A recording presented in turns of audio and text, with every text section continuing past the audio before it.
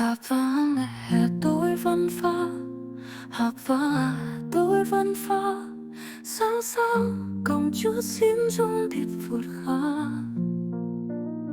Học lỗ nghe mình chút kêu đó vùng pha gấu dịp bốn khá.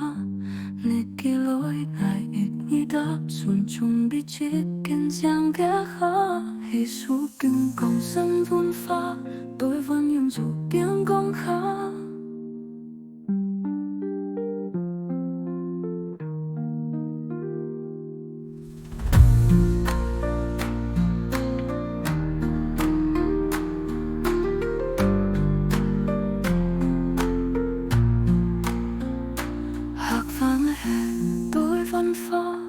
Hạc pha tôi vẫn pha, sáng sáng cùng chút xin dung kịch phụt hạ.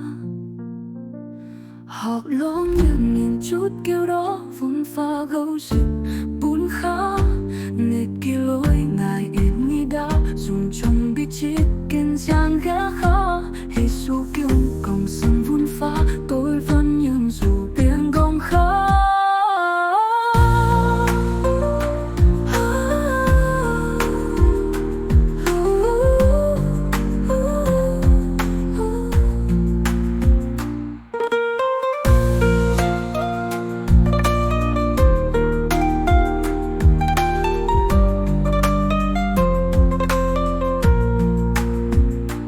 Hạc vang tôi vẫn pha, hạc pha tôi vẫn pha, sáng sáng cùng chút xin dung tít vụt khá.